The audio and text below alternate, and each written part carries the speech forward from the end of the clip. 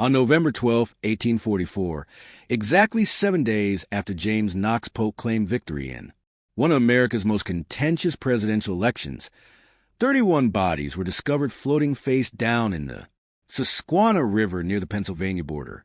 Each man bore identical markings, a crude X carved into their left palm, and each clutched a waterlogged ballot bearing the same candidate's name. Local authorities buried the story deeper than the victims themselves, claiming they were victims of a riverboat accident that never happened. For 180 years, the truth about what really occurred in the remote township of Millfield has remained locked away in courthouse records that were supposedly destroyed in a convenient fire 3 decades later. But recently discovered correspondence between a terrified county clerk and his brother reveals a conspiracy so disturbing that it challenged the very foundation of American democracy. Before we continue with the story of Millfield's blood-soaked election, I need you to do something for me. If you're fascinated by America's darkest historical secrets, hit that subscribe button and tell me in the comments which state you're listening from. Because what happened in Pennsylvania could have happened anywhere. The autumn of 1844 found America caught in the grip of political fever unlike anything the young nation had witnessed before. The presidential race between Democrat James Knox Polk and Whig Henry Clay had torn families apart, set neighbors against one another, and transformed quiet communities into battlegrounds of ideology. Nowhere was this divide more pronounced than in the coal-rich valleys of central Pennsylvania, where immigrant laborers clashed with established farmers over questions of territorial expansion, tariff policies, and the growing specter of slavery's westward spread. Millfield Township, nestled in the shadow of the Allegheny Mountains along the Susquehanna's eastern bank, exemplified this national tension in miniature. Home to roughly 400 souls, the community straddled 2 distinct worlds. The eastern half housed prosperous German and Irish farming families who had worked the fertile bottomland for 3 generations. Their modest prosperity built on wheat, corn, and carefully tended livestock. These families, led by prominent land owners like Henry Zimmerman and Cornelius O'Brien, favored Clay's American system, protective tariffs to shield their crops from foreign competition, and federal investment in canals and roads to carry their goods to distant markets. The western portion of Millfield told a different story entirely. Here, newcomers from the coal regions of Wales and Scotland had established a rough Hoone settlement around the Blackstone mine, a dangerous but profitable anthrite operation that had opened just 2 years earlier. These miners, under the informal leadership of a fierce Welsh immigrant named Gwilym Parry, supported Polk's promises of territorial expansion and lower tariffs that would reduce the cost of the tools and equipment their industry desperately needed. Between these 2 factions stood the town's small merchant class, caught uncomfortably in the middle. Store owner Samuel Hartwell, Postmaster William Kensington, and the local physician Dr. Edmund Fairchild tried desperately to maintain neutrality. But neutrality had become a luxury that Millfield could no longer afford. The physical geography of the town seemed to mirror its political divisions. A narrow valley road connected the farming community in the east with the mining settlement in the west, passing through a small commercial district that consisted of Hartwell's general store, Kensington's post office, Dr. Fairchild's medical practice, and the Millfield Inn, a weathered 2-story building that served as the community's unofficial meeting place. Just south of this central area stood the township's most imposing structure, a sturdy limestone courthouse that had been built in 1834 with funds raised through community subscription.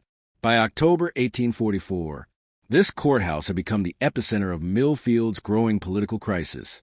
Township elections were scheduled for November 5th, the same day as the presidential contest, and local offices that had once been filled through gentlemanly agreement now sparked bitter competition. The position of township supervisor, traditionally held by Henry Zimmerman, was being challenged by Gwilym Parry. The tax collector's post, long occupied by William Kensington, faced opposition from Owen Pritchard, Perry's brother-in-law. Most controversially, the position of Justice of the Peace, which carried the power to settle property disputes, authorize arrests, and officiate marriages, had drawn 4 separate candidates. As Election Day approached, both sides engaged in increasingly aggressive tactics. Farmers organized torchlight parades through the mining district, singing patriotic songs that sounded suspiciously like threats to Welsh-speaking residents. Miners gathered outside Hartwell's store each evening, their conversations growing louder and more pointed as they discussed the unfair advantages enjoyed by the old families. Children stopped, playing together across factional lines. Wives ceased speaking to neighbors whose husbands supported the opposing ticket. The tension reached a breaking point on November 3rd, just 2 days before the election, when someone the identity was never determined painted crude slogans across the courthouse walls during the night. Polk means poverty appeared in dripping red letters above the main entrance, while Clay's cronies go home was scrolled across the building's eastern face. When township residents gathered the following morning to assess the damage, angry words quickly escalated into pushing matches at DR. Fairchild barely managed to diffuse by threatening to summon the county sheriff from 30 miles away. That evening, as November's chill settled over Susquehanna Valley, both factions held final campaign rallies. The farmers gathered in Zimmerman's large barn, where Hinrich delivered a passionate speech about preserving the values that had built their community. Meanwhile, the miners assembled around a bonfire near the Blackstone mine, where Gillum Perry spoke of opportunity and justice for working men. Each group could see the other's fire burning in the distance. And as the night wore on, those distant flames seemed to flicker with ominous promise. What none of them could have imagined was that within 72 hours, 31 members of their community would be dead, and the survivors would spend the rest of their lives wondering whether some secrets are too dangerous to keep and too terrible to reveal. November 5th, 1844, dawned gray and bitter cold. Across central Pennsylvania, a thin layer of frost covered the Susquehanna Valley, and a persistent wind from the north carried the scent of coming snow. Despite the chill, or perhaps because of it, both factions in Millfield Township rose early and prepared for what everyone understood would be more than a simple election. The courthouse opened for voting at sunrise, as required by Pennsylvania law. Judge Ezra Hawthorne, a stern man in his 70s who had overseen township elections for nearly 2 decades, arrived to find both sides already assembled in the buildings. Shadow Hinrich Zimmerman stood with his farming supporters on the eastern side of the courthouse square, their breath forming small clouds in the frigid air as they spoke in hushed German and English. Guilhem Perry's miners gathered on the western side, their cold, blackened faces grim beneath woolen caps, conversing in rapid Welsh that sounded like stones grinding together. The voting process itself unfolded with deceptive calm. Pennsylvania's election laws require voters to cast handwritten ballots, which are then placed in a locked wooden box under the supervision of 3 election judges. In Millfield, these positions were held by Judge Hawthorne, Samuel Hartwell, and an compromise that satisfied neither side completely. Thomas Brennan, an Irish immigrant who farmed a small plot near the township's southern boundary. Throughout the morning, men from both factions approached the courthouse in small groups, cast their votes, and departed without incident. The tension was palpable, but controlled like steam, building pressure in a closed kettle. Women and children watched from windows and doorways, forbidden by law from voting, but deeply invested in the outcome. Even the township's dogs seemed to sense the atmosphere, staying close to their owner's heels and avoiding the courthouse square entirely. At precisely noon, as Judge Hawthorne called for a brief recess to allow the election judges to take their midday meal, a commotion erupted from the direction of the Millfield Inn. Owen Pritchard, Guilhem Perry's brother-in-law and candidate for tax collector, came stumbling into the square, his face bloodied and his coat torn. Behind him walked 3 men that nobody in the community recognized, strangers with the rough appearance of rivermen. wearing heavy boots and carrying walking sticks. That looked suspiciously like clubs. They tried to buy my vote. Pritchard gasped, pointing at the strangers. Offered me $50 to withdraw from the tax collector's race. When I refused, they said I'd regret it. Heinrich Timberman stepped forward, his weathered face flushed with indignation. Who are these? Men? They have no business in our election. The largest of the strangers, a barrel-chested man with graying. Whiskers spat into the frost-covered grass. We got business wherever honest. Americans are trying to vote, he said in an accent that placed him somewhere along the Ohio River. Name's Pike. These are my associates, Mr. Crawford and Mr. Wade. We represent certain interests that want to see this election conducted fairly. Judge Hawthorne, despite his advanced age, possessed the authority of decades spent maintaining order in frontier communities. I don't care who you represent, he declared, his voice carrying across the square. This is a local election for local people. You, gentlemen, will leave immediately, or I'll have you arrested for disturbing the peace. Pike's laugh was like gravel, being poured from a bucket. You'll have us arrested. With what authority? Your county sheriff is 30 m away, and from what I hear, he's got his hands full with election troubles of his own. He gestured toward his companions. We're staying until every vote is counted. What happened next will be debated for generations, though the facts themselves were never in dispute. Gwynplaine Perry, perhaps emboldened by what he saw as an attack on one of his supporters, or perhaps simply unable to contain months of accumulated frustration, strode across the square and confronted Pike directly. You heard the judge, Perry said, his Welsh accent thickening with anger. Leave our community in peace. Pike studied Perry for a long moment, then nodded slowly. Welsh coal miner, aren't you? Thought so. You people are always causing trouble where you're not wanted. He reached into his coat and withdrew a folded paper. Matter of fact, we've got a list here of troublemakers who shouldn't be voting today. Your name's right at the top. The paper Pike displayed was covered with handwriting, though from a distance nobody could make out the specific names. What they could see was that the list was long, perhaps 30 or 40 entries, and that several names had already been crossed out with heavy black lines. Dr. Edmund Fairchild, who had been observing from the courthouse steps, felt his medical training kick in as he recognized the signs of an escalating crisis. Heart rates were accelerating, muscles were tensing, and voices were rising toward the threshold where rational conversation becomes impossible. He stepped between the opposing groups, his black medical bag somehow lending authority to his words. Gentlemen, please, he said, his voice steady despite the circumstances. We're all Americans here. We're all neighbors. Whatever differences we have can be settled through the democratic process. We're here to honor. Pike's response chilled everyone who heard it. Democracy is a fine thing, doctor, when it's limited to the rights of people. But when foreigners and troublemakers start thinking they can vote themselves into power, he left the sentence hanging, but his meaning was clear enough. The strangers. Words seemed to release something that had been building in the Millfield community for months. Heinrich Timberman stepped forward to support Dr. Fairchild's call for peace, but several of his farming supporters moved in the opposite direction, surrounding Pike and his associates with obvious approval. Meanwhile, Gwynplaine Perry's miners began, closing ranks behind their leader, their faces hardening into the expressions they wore when dangerous work needed to be done underground. Judge Hawthorne, recognizing that his authority was rapidly diminishing, made a decision that would haunt him for the rest of his life.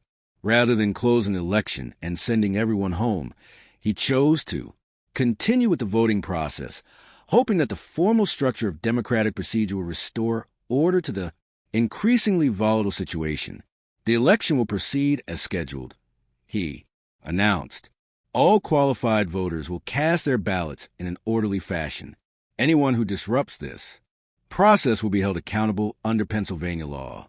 But as the afternoon wore on, it became clear that Pennsylvania law held little sway in Millfield Township that day.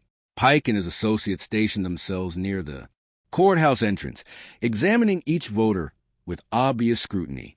When minors approached to cast their ballots, the strangers would consult their mysterious list and engage in whispered conferences that often resulted in challenges to the voters' eligibility. By 4 o'clock, with darkness already beginning to gather in the valley, only half the expected votes had been cast. Those minors who had managed to vote did so under the hostile stares of Pike's men, while farmers who supported Zimmerman's ticket were waved through with encouraging nods. The imbalance was obvious to everyone present, but Judge Hawthorne seemed paralyzed by the complexity of the situation he faced.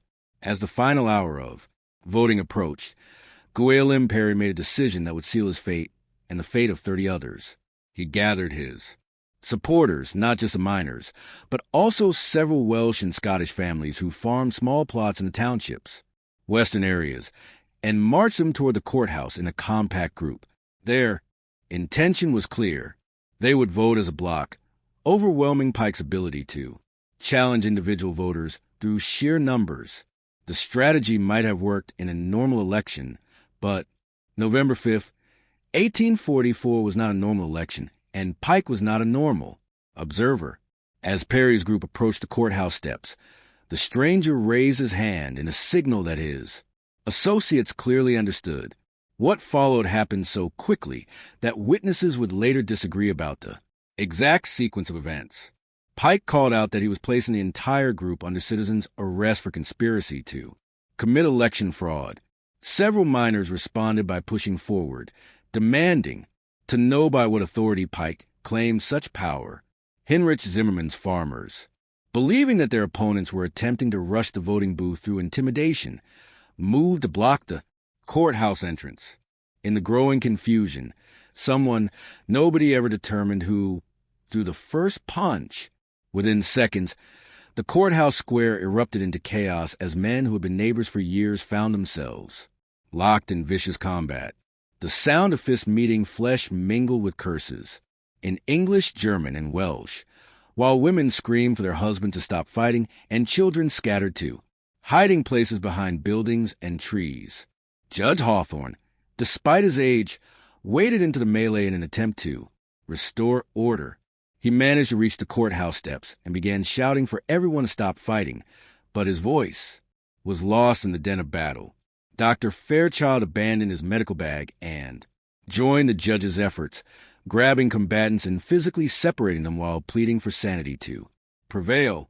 The fight might have burned itself out through exhaustion, as such confrontations often do, but Pike had not come to Millfield alone, and he had not come unprepared. At the height of the battle, when nearly every adult male in the community was engaged in combat, a shrill whistle pierced the air from the direction of the Susquehanna River. The sound seemed to freeze everyone in place, bruised faces turning toward the water with expressions of growing alarm. Through the gathering dusk, they could see figures moving along the riverbank, not just a few men, but dozens of them, carrying lanterns that bobbed like fireflies as they approached the township. Pike wiped blood from his split lip and smiled with genuine satisfaction. "Told you boys we represented certain interests," he said. To the stunned crowd, those interests don't take kindly to election fraud. As the lanterns drew closer, the residents of Millfield Township began to realize that they faced something far more serious than a simple election dispute. The approaching figures moved with military precision, and the light from their lanterns gleamed off objects that were definitely not walking sticks. Judge Hawthorne, his formal authority already undermined, tried one last time to assert legal control over the situation. "Whatever your grievances," he called out to Pike, "they must be settled through proper legal channels. I'm ordering you and your associates to leave this community immediately." Pike's response would be remembered by every survivor for the rest of their lives. "Judge," he said with mock respect, "your court's been adjourned." The men who emerged from the darkness along the Susquehanna's banks that evening were unlike anything the residents of Millfield had ever encountered. They moved with the disciplined coordination of military veterans, but their equipment, and demeanor suggested something far more sinister than official law enforcement. Each carried a rifle and a coil of rope, and their faces bore the hard expressions of men accustomed to violence as a tool of business. Their leader, who introduced himself only as Captain Thorne, conferred briefly with Pike before addressing the assembled crowd. His voice carried the authority of someone who had commanded men in battle, though his uniform belonged to no recognized military organization. "Citizens of Millfield," Thorne announced, his words cutting through the cold November air like sharpened steel. "We have evidence of extensive election fraud, conspiracy against lawful government, and seditious activities designed to undermine American democracy. Under the authority vested in me by concerned patriots, I hereby declare this township under provisional supervision until proper order can be restored." The residents of Millfield exchanged glances of growing panic. Heinrich Zimmerman, despite the blood trickling from his nose, stepped forward to challenge this extraordinary claim. "By what legal authority do you make such a declaration? We are citizens of Pennsylvania, operating under the laws of this Commonwealth and United States Constitution." Captain Thorne's smile was colder than a November wind. "The Constitution protects American citizens, Mr. Zimmerman. It does not protect those who would subvert American institutions through fraud and violence." He gestured toward several of his men, who began unrolling what appeared to be an official document. "We have sworn affidavits from reliable sources indicating that foreign agitators have infiltrated this community for the purpose of manipulating election results." The document Thorne's men displayed was impressive in its official appearance, complete with elaborate seals and signatures. From a distance, it certainly looked like a legal warrant, though Judge Hawthorne noted several irregularities that suggested forgery. However, with armed men surrounding the courthouse square, challenging the document's authenticity seemed both futile and dangerous. Dr. Edmund Fairchild, whose medical training had taught him to remain calm in crisis situations, attempted to negotiate a peaceful resolution. "Captain Thorne, surely any concerns about election irregularities can be addressed through proper legal channels. Our county seat has qualified officials who can investigate any allegations and ensure that justice is served." Thorne's response revealed the true nature of the threat facing Millfield Township. "Doctor, the corruption we're addressing extends far beyond this little valley. County officials, state officials, even federal authorities have been compromised by the same foreign influences that have taken root here. We represent citizens who refuse to stand by while their country is stolen from them." The implications of this statement sent a chill through everyone present. What they faced was not merely a group of election observers, or even ordinary criminals, but rather organized vigilantes who believed themselves to be operating above and beyond existing legal authority. Such groups had appeared sporadically throughout American history during times of political crisis. But Millfield's residents had never imagined they would encounter such extremism in their own peaceful valley. Gwalym Perry, despite the obvious danger, refused to be intimidated. His years of dangerous work in coal mines had taught him that sometimes the only way to survive was to face hazards directly. "You speak of foreign influences," he said, his Welsh accent more pronounced under stress. "But I see nothing here but American citizens exercising their constitutional rights. If you have specific accusations, present them to proper authorities. Otherwise, take your men and leave our community in peace." The confrontation that followed would be seared into the memory of every witness. Captain Thorne studied Perry with the calculating gaze of a predator evaluating prey, then nodded to Pike, who consulted his mysterious list once again. Gwalym Perry, Pike read aloud. "Native of Wales, arrived in United States 1841, employed at Blackstone Mine, suspected of organizing foreign workers against American interests, advocating for policies that would benefit hostile foreign powers." He looked up from the document. "That sound accurate to you, Perry?" The Welsh miner's face flushed with indignation. "Every word of that is either false or twisted beyond recognition. I came to this country legally. I work honestly for my wages, and I vote according to my conscience, as is my right as a naturalized citizen. Captain Thorne's response chilled everyone who heard it. Rights are earned through loyalty, Perry. They can also be revoked. What happened next unfolded with terrifying efficiency. At Thorne's signal, his men began separating the crowd according to some predetermined criteria.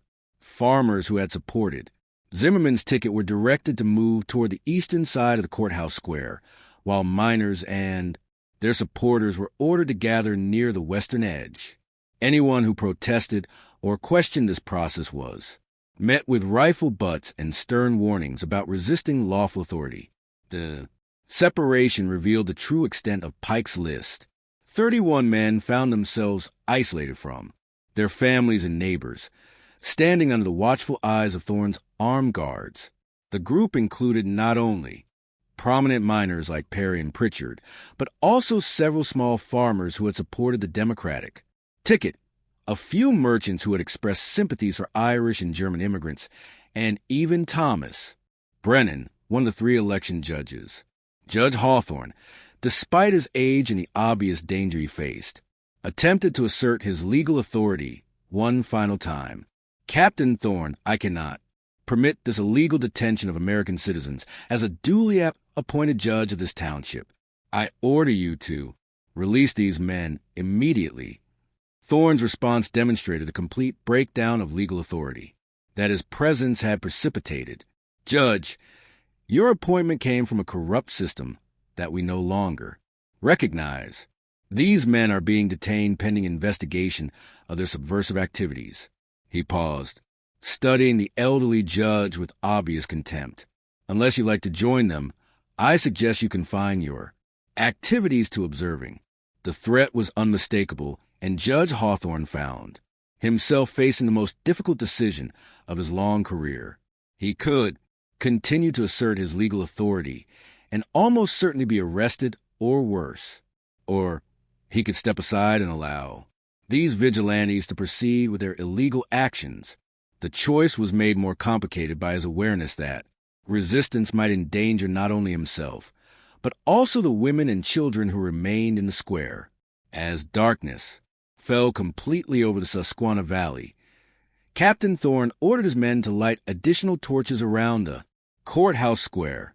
The flickering flames cast dancing shadows across the faces of the assembled crowd, creating an atmosphere that combined elements of a medieval trial with the organized brutality of military occupation. Citizens of Millfield, Thorne announced, his voice carrying clearly in the cold air, we will now proceed with a proper investigation of the seditious activities that have corrupted your community. Those who cooperate with this investigation will be treated fairly. Those who obstruct justice will face appropriate consequences. The 31 detained men stood in a tight group surrounded by armed guards, their faces reflecting fear, anger, and growing desperation. Their families watched from the edges of the square, held back by more of Thorne's men whenever they attempted to approach their husbands, fathers, and sons.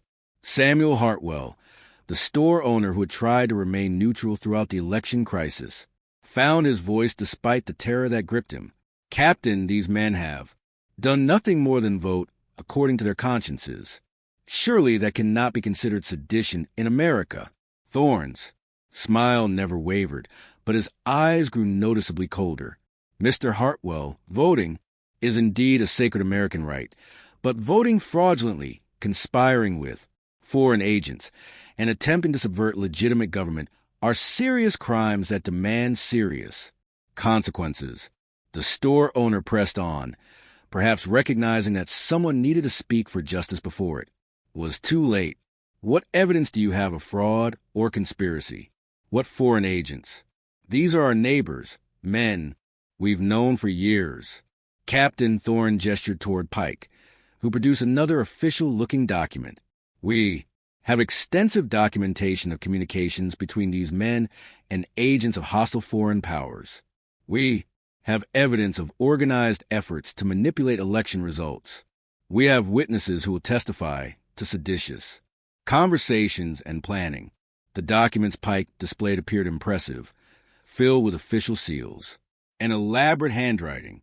However, Judge Hawthorne, despite his precarious position, noticed that the papers were held too far away for anyone to read the actual content.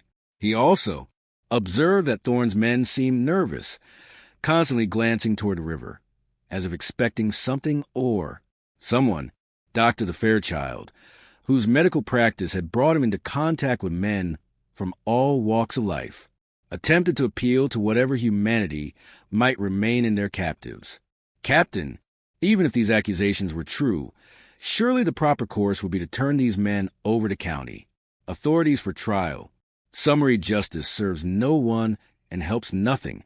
Thorne's response revealed the true depths of the conspiracy that had descended upon Millfield Township. Doctor, county authorities are part of the same corrupt system that allowed the situation to develop. State, authorities have been compromised by the same foreign influences. We represent the only remaining hope for justice in this matter. The implications were staggering. What the residents of Millfield faced was not merely a group of vigilantes operating outside the law, but rather an organized conspiracy that claimed to supersede all existing legal authority.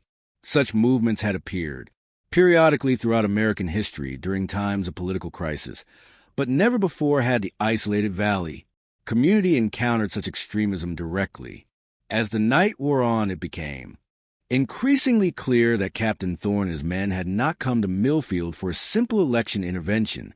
They had come prepared for something far more sinister, and the 31 detained men were about to discover exactly what that something was. The temperature continued to drop as midnight approached, and a thin layer of snow began to fall across the Susquehanna Valley. In the flickering torchlight, the snowflakes looked like ash from some distant fire settling over the courthouse square with ominous silence. As the clock in the Millfield Courthouse Tower chimed midnight, Captain Thorne made an announcement that transformed an already terrifying situation into something approaching absolute horror. The 31 detained men will be transported to a secure location for detailed interrogation regarding their alleged seditious activities.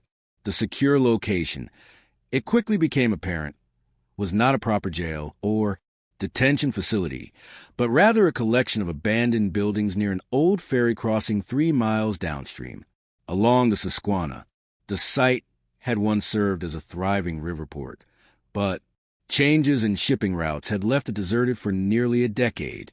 Its isolation made it perfect for activities that required freedom from observation. Thorne's men bound the detainees' hands with rope and formed them into a column for the march to the river. The sight of their neighbors, husbands and fathers, being led away like prisoners of war proved too much for several family members who attempted to follow despite the obvious danger. Mrs. Catherine Perry, Gillam's wife of 15 years, broke free from the crowd and ran toward her husband. "You cannot take him," she cried, her Welsh accent thick. With emotion, "He has committed no crime. He voted as is his right under American law." One of Thorne's guards roughly pushed her back, but not before she managed to grasp her husband's bound hands. "Whatever they accuse you of," she whispered urgently, "remember that truth will prevail. God sees everything, even in darkness." Her words would prove more prophetic than anyone could have imagined. The march to the old ferry crossing took nearly 2 hours through difficult terrain. The detainees, still wearing their Election Day clothes, were forced to navigate muddy paths and steep riverbank slopes while bound and under constant guard. Several of the older men, including Thomas Brennan, struggled to keep pace and were prodded forward with rifle butts when they faltered. Dr. Fairchild, who had been permitted to accompany the column in case medical attention became necessary, observed details that his scientific training compelled him to remember. Thorne's men moved with obvious familiarity through terrain that should have been unknown to outsiders. They knew exactly which paths to take, which obstacles to avoid, and where to find the most secure routes along the treacherous riverbank. This level of reconnaissance suggested planning that extended far beyond the November 5th election. The abandoned ferry crossing consisted of several weathered buildings surrounding a stone wharf that extended into the Susquehanna. The largest structure had once served as a warehouse for goods awaiting river transport, while smaller buildings had housed the ferry operations, offices, and equipment. All showed signs along abandonment, broken windows, sagging roofs, and walls stained with years of river moisture. Captain Thorne directed his men to secure the detainees in the warehouse, a drafty building roughly 60 feet long and 40 feet wide. The structure's stone foundation and thick timber walls would contain sound effectively, while its location, 3 miles from the nearest inhabited building, ensured complete privacy for whatever interrogation methods Thorne intended to employ. Inside the warehouse, the 31 men found themselves in a space that had been prepared for their arrival.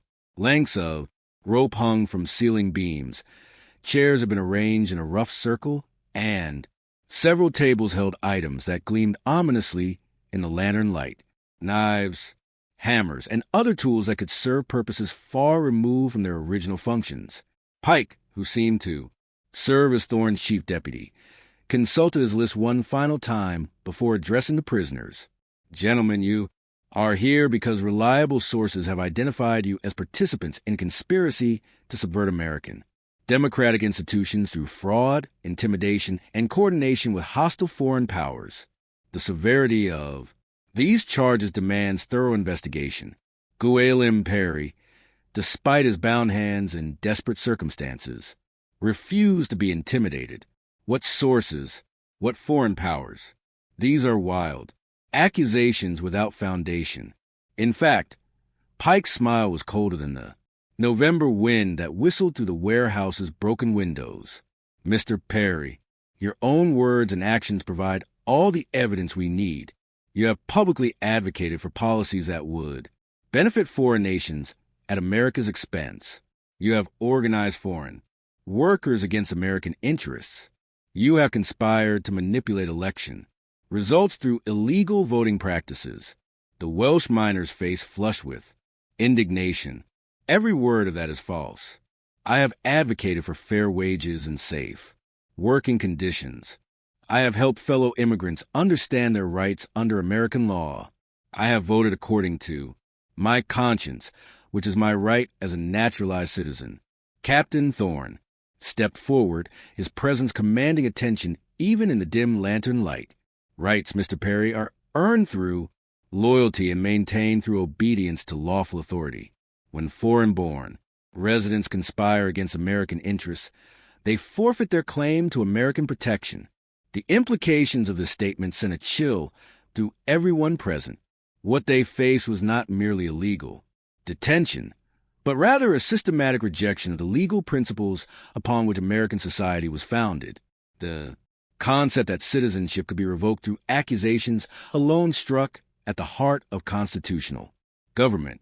Dr. Fairchild, whose medical practice had taught him to remain calm in crisis situations, attempted to introduce reason into an increasingly irrational situation. "Captain Thorne, even if these men were guilty of the crimes you allege, they would still be entitled to legal representation, formal charges, and trial by jury. What you propose violates every principle of American justice." Thorne's response revealed the true nature of the conspiracy that had descended upon Millfield Township. "Doctor, American justice has been corrupted by foreign influences and domestic traitors. Traditional legal processes have been compromised beyond repair. We represent a return to original American principles that place loyalty to country above procedural technicalities." The interrogation that followed stretched through the remaining hours of darkness and into the gray dawn of November 6th. Thorne's men took the detainees one at a time, using methods at Dr. Fairchild's medical training made him recognized as torture. The screams that echoed through the warehouse provided a horrifying soundtrack to questions about voting patterns, political associations, and alleged communications with foreign agents. What made the situation even more disturbing was the systematic nature of the interrogation. Thorne's men possessed detailed information about each detainee's personal life, family, relationships, business dealings, and political opinions. They knew which miners had expressed sympathy for Irish independence movements, which farmers had criticized American territorial expansion policies, and which merchants had conducted business with recent immigrants. This level of intelligence gathering suggested surveillance activities that extended far beyond the November 5th election. Someone had been watching Millfield Township for months, possibly years, compiling dossiers on residents whose political views or ethnic backgrounds marked them as potential threats to some undefined version of American purity. As morning light filtered through the warehouse's broken windows, revealing the full horror of the night's activities, several patterns became clear to those with the presence of mind to observe them. First, the torture was designed not merely to extract information, but to force confessions to crimes that existed only in the accusers' minds. Second, the interrogators seemed less interested in actual answers than in creating documentation that would justify predetermined conclusions. Third, and most ominously, several of Thorne's men had begun making references to final solutions and permanent resolution of the foreign influence problem. By mid-morning on November 6th, it became clear that the 31 detainees would not be returning to their families. Whatever Captain Thorne and his men had planned for the prisoners, it did not include release or transfer to legitimate legal authorities. The realization struck different men in different ways. Some, like Gwilym Perry, maintained their defiance, even as evidence mounted that defiance would prove fatal. Others, including several of the older farmers, began attempting to negotiate their release through confessions to imaginary crimes. A few, recognizing the hopelessness of their situation, spent their final hours in prayer or quiet conversation with fellow prisoners. Dr.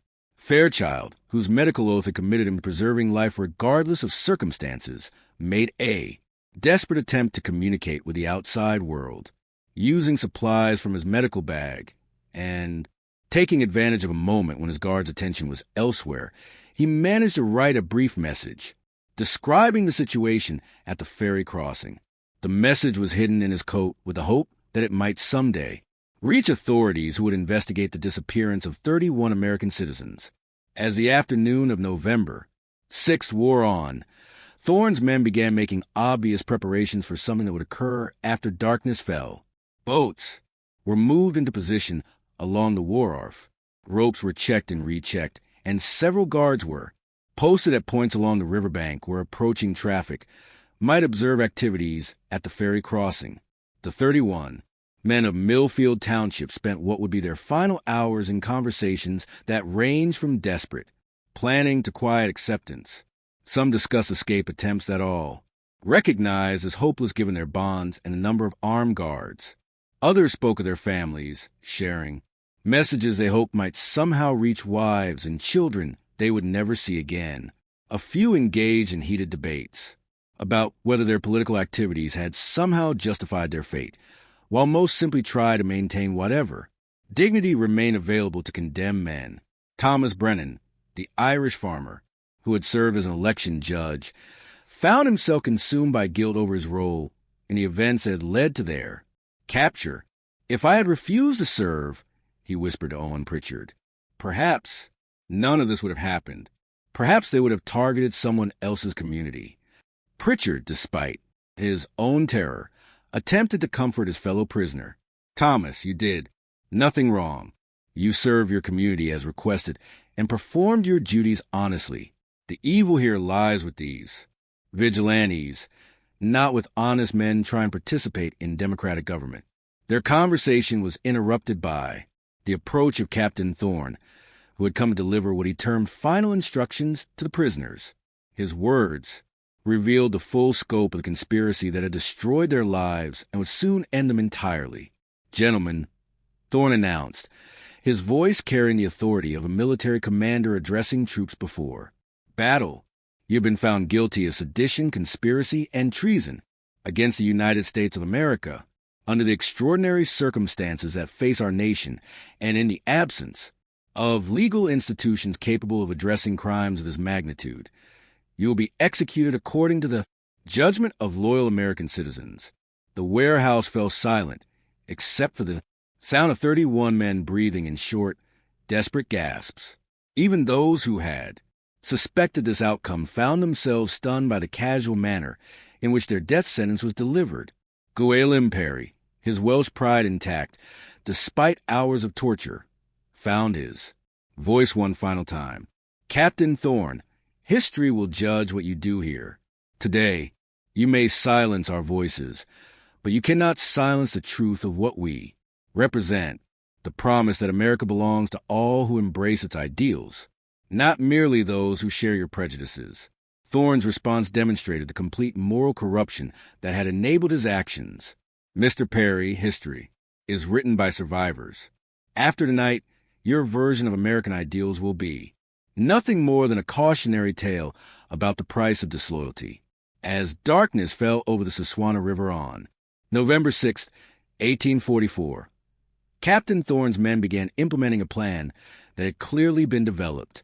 With meticulous attention to detail, the execution of 31 men required careful coordination to ensure that no evidence would remain to incriminate the perpetrators or reveal the true scope of their conspiracy. The method chosen was both brutal and practical. Each prisoner would be weighted with stones taken out onto the river in small boats and thrown into the deep water near the main channel, where the current would carry bodies downstream toward larger population centers. Any remains that eventually surfaced would be found far from Millfield Township, appearing to be victims of river accidents or ordinary crimes rather than systematic murder. Dr. Fairchild, whose medical knowledge made him acutely aware of what drowning entailed, made one final appeal to whatever humanity might remain in their captives. Captain, I beg you to reconsider this course of action. These men have families who love them, children who depend on them, communities that need them. Whatever crimes you believe they have committed, surely they do not deserve death. Thorne's response revealed the ideological fanaticism that had driven him to this point. Doctor, sometimes society must be purged of corrupting influences before it can heal. These men represent a cancer that threatens the very survival of American civilization. Their removal is not murder. It is surgery. The comparison to medical treatment demonstrated how thoroughly Thorne had rationalized his actions.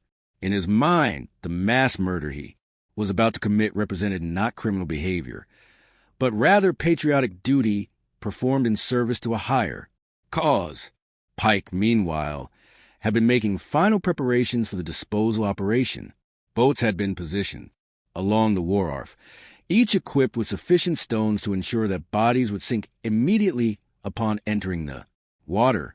Lanterns had been arranged to provide light for the loading process, while remaining invisible to anyone who might be traveling along the river's far shore.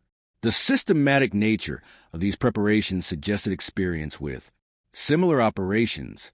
Thorne's men moved with the efficiency of soldiers executing a familiar drill, indicating that the Millfield massacre was not their first such action. The implications were staggering. If this conspiracy had claimed other victims in other communities, the death toll might extend far beyond 31 men. As the prisoners were led from the warehouse to the wharf, several attempted desperate escape efforts that only resulted in additional beatings. Others tried to bargain for their lives by offering confessions to imaginary crimes or promising to leave the country voluntarily. A few maintained dignified silence, refusing to give their murderers the satisfaction of witnessing their fear. The loading process began with the oldest prisoners, perhaps out of some twisted sense of mercy that would spare them the agony of watching others die first. Thomas Brennan, the election judge whose only crime had been honest service to his community, was among the first to be forced into a boat with 3 armed guards. As Brennan's boat disappeared into the darkness, those remaining on the wharf could hear the sound of oars cutting through water, followed by a brief disturbance that suggested a struggle and then silence. The pattern was repeated as boat after boat carried prisoners into the night, returning empty except for their crews. Dr. Fairchild, who had been designated for execution despite his attempts to remain neutral during the election crisis, found himself among the final group awaiting transport. His medical training compelled him to observe details that others might have missed, and what he saw filled him with a horror that transcended even his own approaching death. Several of Thorne's men displayed obvious signs of psychological disturbance, nervous tics, involuntary trembling, and facial expressions that suggested internal conflict between their actions and their remaining conscience. These were not hardened killers comfortable with mass murder, but rather ordinary men who had been convinced to commit extraordinary evil in service to their political beliefs. The realization offered a faint glimmer of hope. If these men retained any capacity for moral reasoning, they might eventually be consumed by guilt over their actions. Such guilt could lead to confessions, investigations, and ultimately justice for the victims of the Millfield massacre. But that justice, if it ever came, would arrive too late for the 31 men whose lives were ending in the cold waters of the Susquehanna River. As Dr. Fairchild was forced into what would be his final boat ride, he managed to slip the message he had written into a crevice between stones on the wharf. The hiding place was precarious at best, but it represented the only hope that the truth about November 6th, 1844 might someday be revealed. The boat carrying Dr. Fairchild moved slowly through the dark water, guided by guards who seemed reluctant to complete their assigned task. Perhaps they recognized that killing a physician, a man whose life had been devoted to healing rather than politics, represented a moral boundary that once crossed could never be recrossed. In the end, however, their hesitation proved irrelevant. The current that would soon carry 31 bodies downstream showed no mercy for physicians, farmers, miners, or election judges. Death in the Susquehanna River was democratic in a way that the political process in Millfield Township had not been allowed to be. Just when we thought we'd seen it all, the horror in Millfield intensifies.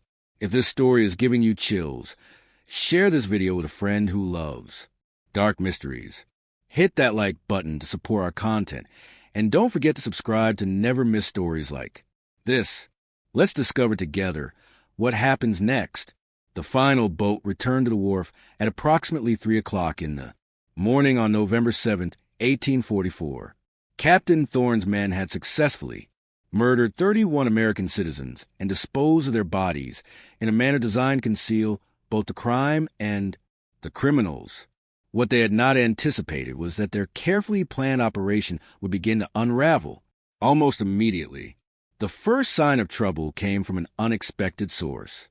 Dr. Fairchild's horse, which had been left tied near the warehouse during the interrogation, had broken free and wandered back toward Millfield Township during the night.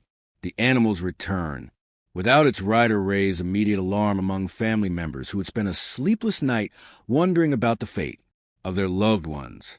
Mrs. Catherine Perry, whose husband Gillum had been among the first prisoners taken, organized a search party that set out for the ferry crossing at dawn. The group included several women whose husbands had been detained, as well as a few men who had been deemed insufficiently suspicious to warrant arrest. Their leader was Heinrich Timman, the German farmer whose political opponent Gillum Perry had become his ally in the face of external threat. What the search party discovered at the ferry crossing filled them with a horror that would haunt their dreams for the rest of their lives. The warehouse showed obvious signs of torture and violence. Bloodstains on the walls, rope burns on wooden posts, and implements of brutality scattered across the floor. But more disturbing than evidence of what had happened was evidence of what was missing. 31 men had simply vanished without a trace. Zimmerman, whose experience as a farmer had taught him to read signs that others might miss, discovered several crucial pieces of evidence that Thorne's men had overlooked in their haste to depart. Footprints in the muddy ground showed the movement of large groups from the warehouse to the wharf. Rope fragments indicated that prisoners had been bound and weighted. Most damning of all, several items of personal property: a broken spectacle lens, a distinctive bone button, a torn piece of fabric, provided proof that specific individuals had been present at the ferry crossing. The search party also found Dr. Fairchild's message wedged between stones where he had hidden it during his final moments of life. The physician's careful. Handwriting documented names, dates, and details of the conspiracy that had destroyed their community. His medical training had compelled him to record information with the precision that would be needed for legal prosecution if legal prosecution ever became possible. Armed with this evidence, the survivors faced a terrible dilemma. They could report the massacre to county authorities and demand investigation. But Captain Thorne's claims about widespread corruption made them fear that such reports would only result in additional disappearances. They could attempt to confront Thorne's men directly, but the vigilantes had departed immediately after completing their grisly work, vanishing as efficiently as they had appeared. Most troubling of all, they realized that their community had been infiltrated by informants who had provided Thorne with detailed intelligence about residents' political opinions and personal associations. Someone they trusted, possibly someone they considered a friend, had compiled a list that condemned 31 men to death. The investigation that followed, conducted in secret by the surviving residents of Millfield Township, revealed the true scope of the conspiracy that had destroyed their lives. Through careful examination of financial records, travel documents, and correspondence, they discovered that Captain Thorne represented a network of political extremists operating throughout Pennsylvania and neighboring states. The organization, which called itself the American Patriot Alliance, claimed to defend constitutional government against foreign corruption and domestic treason. In reality, it served as a vigilante force targeting immigrant communities, political opponents, and anyone whose loyalty to their twisted version of American values seemed questionable. Samuel Hartwell, the store owner whose neutrality had saved his life, used his commercial connections to trace some of the organization's activities.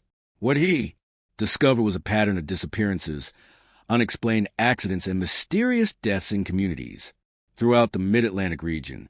The Millfield Massacre was not an isolated incident, but rather part of a systematic campaign of political terrorism. The evidence was overwhelming, but presenting it to authorities required finding officials who were not themselves compromised by the conspiracy Thorne had described. This task proved more difficult than expected, as several attempts to contact county and state officials resulted in intimidating visits from men who claimed to be investigating election fraud, but asked questions that suggested surveillance rather than legitimate law enforcement. The breakthrough came from an unexpected source, Judge Ezra Hawthorne, the elderly election supervisor who had witnessed the initial confrontation at the courthouse, had contacts within Pennsylvania's legal community that extended back to his service in the War of 1812. These connections included several federal officials whose loyalty to constitutional government was beyond question. Working through intermediaries, Judge Hawthorne managed to convey information about the Millfield Massacre to federal authorities in Philadelphia. The response was swift and decisive. A team of federal marshals arrived in the township within a week, armed with warrants for the arrest of Captain Thorne and his associates. But Thorne and his men had vanished as completely as their victims. The buildings they had occupied were empty. Their equipment was gone, and even there, local informants had disappeared. The only trace of their presence was the horror they had left behind and the families they had destroyed. The federal investigation that followed uncovered evidence of the American Patriots Alliance in multiple states, but the organization's cellular structure made it nearly impossible to trace its full extent or identify its leadership. Several lower-level members were arrested and prosecuted, but Captain Thorne and Pike were never found. More disturbing still, the investigation revealed that the Alliance had sympathizers within legitimate government institutions, county sheriffs, state legislators, and even federal officials who shared the organization's views about foreign corruption and domestic treason. While these sympathizers had not directly participated in violence, their willingness to overlook or obstruct investigations had enabled the conspiracy to operate with relative impunity. The legal proceedings that followed the Millfield massacre established important precedents for federal authority over political violence, but they provided little comfort to the families who had lost 31 husbands, fathers, and sons.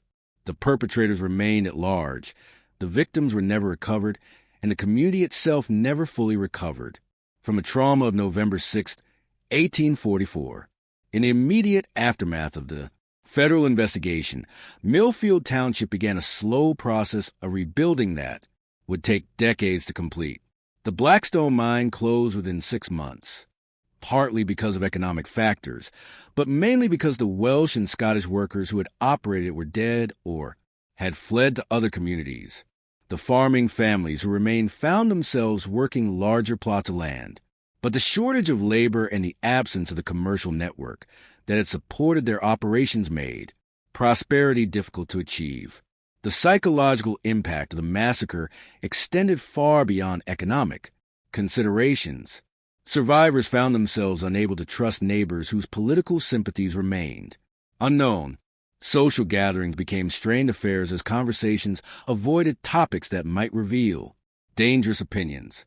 Children grew up hearing whispered stories about the night when 31 men disappeared, learning to fear political involvement and to suspect outsiders of harboring hostile intentions. Mrs. Catherine Perry, whose husband Gilliam had been among the victims, became the unofficial keeper of their memory. She maintained detailed records of each man who had died, including their families, their occupations, and their contributions to the community. Her meticulous documentation served both as a memorial to the dead and as evidence for future investigators who might someday bring their killers to justice. The broader impact of the Millfield massacre extended throughout Pennsylvania and neighboring states as word of the atrocities spread through immigrant communities and political organizations. The revelation that American citizens could be murdered for their political opinions sent shockwaves through ethnic enclaves that had believed themselves protected by constitutional guarantees of due process and equal treatment. Political leaders who had previously dismissed concerns about vigilante violence were forced to acknowledge that extremist organizations pose a genuine threat to democratic institutions. New laws were passed, strengthening federal authority over political crimes, and additional resources were allocated for investigating organizations that claimed to operate above existing legal authority. But these improvements came too late for the 31 men whose bodies were never recovered from the Susquehanna River. Their families lived with the constant hope that their loved ones might somehow have survived and would eventually return, while simultaneously grieving for losses that could never be definitively confirmed. The mystery of what had happened to Captain Thorne and his associates remained unsolved for nearly 2 decades. Then in 1863, a dying Confederate soldier in Virginia hospital confessed to a Union chaplain that he had participated in political murders in Pennsylvania before the war. The confession provided enough detail to confirm that the soldier was indeed one of Thorne's men, but he died before providing information that might have led to other conspirators.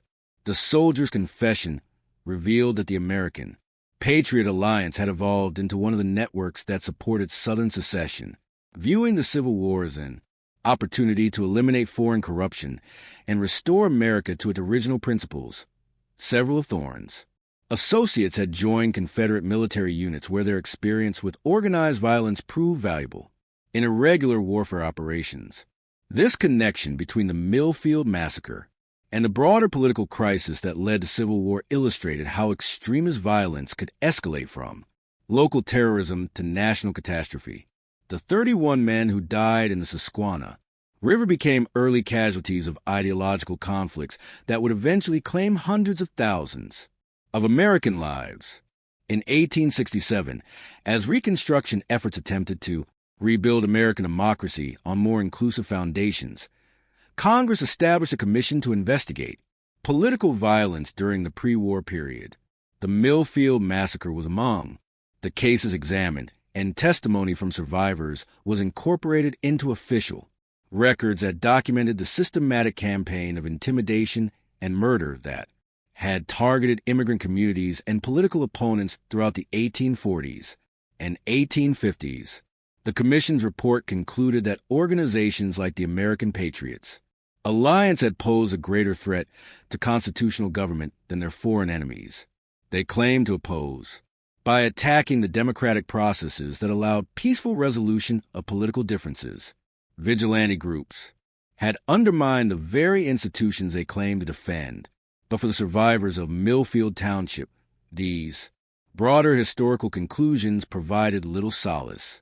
They had learned through bitter experience that constitutional protections meant nothing without the social consensus necessary to enforce them, and that democratic institutions could be destroyed by citizens who claimed to be saving them.